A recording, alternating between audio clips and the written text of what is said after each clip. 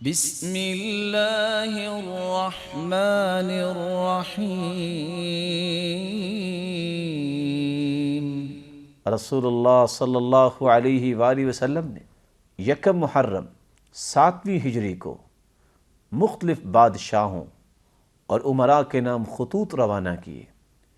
ایک مسلمان کو اس بات کو زندہ کرنا چاہیے، سب سے بڑی خیر خواہی، سب سے بڑی ہمدردی یہ ہے کہ بھولے ہوئے کو سیدھا راہ دکھا دینا، بے نمازوں کو نماز کی دعوت دینا، اور جو اسلامک ایتھکس سے دور ہے ان کو آشنا کرنا، اور مسلمانوں کو آپس میں مل کر اس دعوت کے میدان میں اترنا چاہیے، اور مسلمانوں کو ایک دوسرے کی خیر خواہی کے لیے اس دعوتی مشن کو رواں دواں رکھنے کے لیے ذوق پیدا کرنا چاہیے۔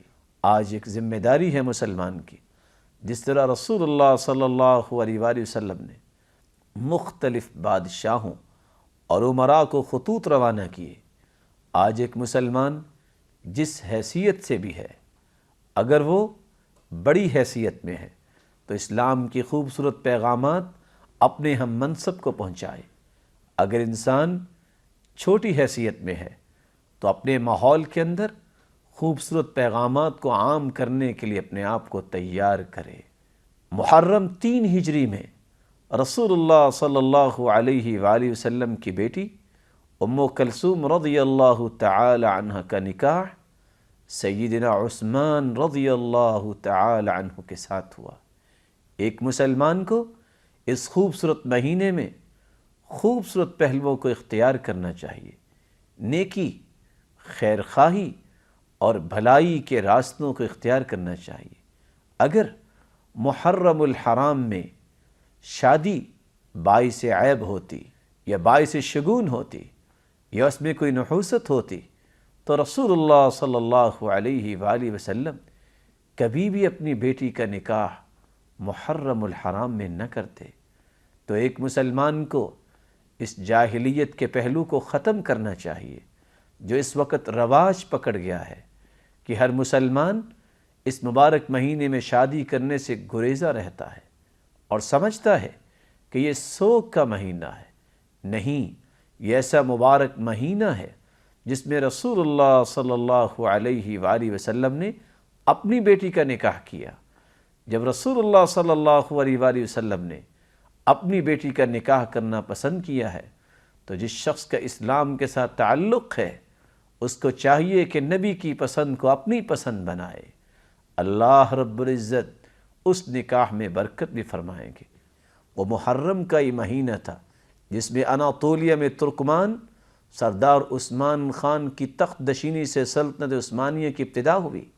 آج مسلمانوں کو بھی اس بارے میں اس مہینے میں غور کرنا چاہیے، کس طرح دوبارہ سے خلافت آ سکتی ہے، کس طرح اسلامک بلاک بنایا جائے اور مسلمانوں کو کس طرح اکٹھا کیا جائے۔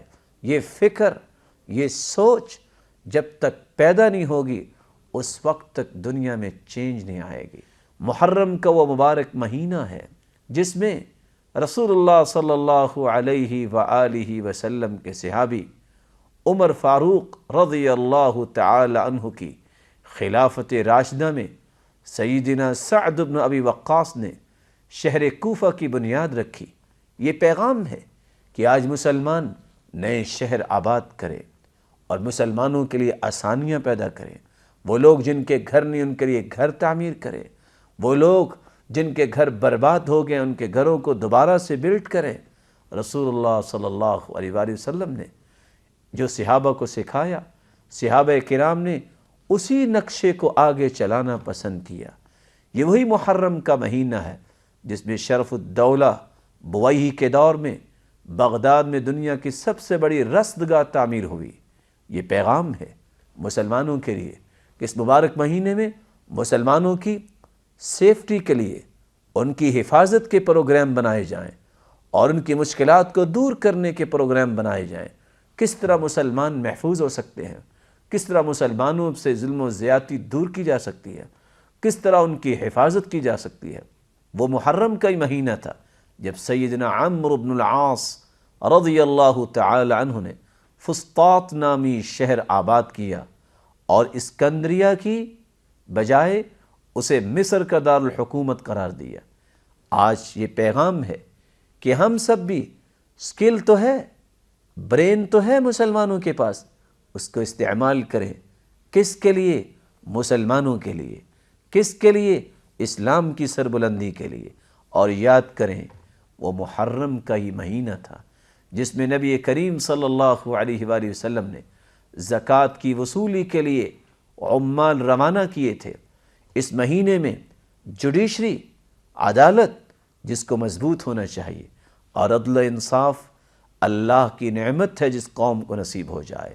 اور جوڈیشری اور عدالت کو اس بات کی طرف توجہ دینی چاہیے کہ کس طرح لوگوں نے ظلم کر کر کے مسلمانوں کے مال کو لوٹا، ان سے کڑا احتساب کر کے مسلمانوں کی خزانوں کو دوبارہ بھریں، مسلمانوں کے لیے رخا، خیرخواہی، آسانی کو عام کرنے کے لیے زکوٰۃ کے سسٹم کو مضبوط بنائیں، شرعی بیت المال کو از سر نو ترتیب دیں اور اس کو مربوط اور مضبوط بنائیں تاکہ لوگوں کی بروقت ضروریات کو پورا کیا جا سکے۔ مسلمانوں کو یاد ہونا چاہیے یہی وہ محرم کا مہینہ ہے جس میں ملک پاکستان کے اندر بھی لاہور کے اندر دوسری اسلامی سربراہی کانفرنس منعقد ہوئی۔ آج وہ وقت ہے کہ دوبارہ سے ملک پاکستان کو یہ شرف ملے اور ملک پاکستان کے اندر تمام مسلم امہ اکٹھی ہو، مسلم امہ کے قائدین کو بلایا جائے اور مسلمانوں کی خیرخواہی، مسلمانوں کی فلاح و بہبود کے لیے پروگرام ترتیب دیے جائیں۔ رسول اللہ صلی اللہ علیہ وسلم کے پیارے صحابی عمر بن خطاب خلیفہ ثانی اسی محرم کے مہینے میں یکم محرم 24 ہجری کو اللہ کے پاس چلے گئے، شہید ہو گئے۔ اللہ رب العزت نے ایسا ہی لکھا تھا، لیکن صحابہ کرام نے ان کی شہادت پہ کوئی نوحہ نہیں کیا، کوئی بین نہیں کیا، کیونکہ انہوں نے اللہ کے رسول سے سیکھا ہی نہیں تھا۔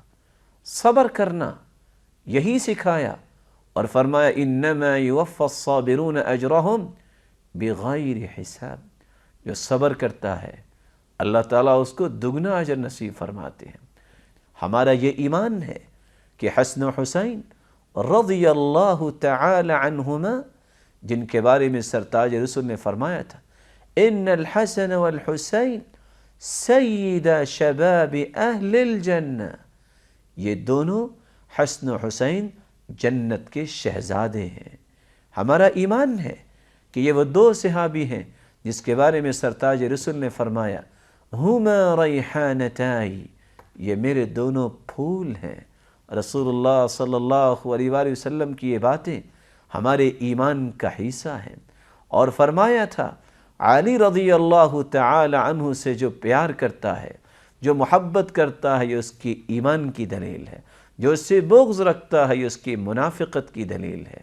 ہمارا ایمان ہے علی المرتضی رضی اللہ تعالی عنہ وہ خلیفہ راشد ہیں، وہ چوتھے خلیفہ ہیں اور اللہ کے رسول کے داماد ہیں، اور فاطمہ رضی اللہ تعالی عنہ جو اللہ کے رسول کی بیٹی ہیں، فرمایا یہ جنت کی شہزادی ہے۔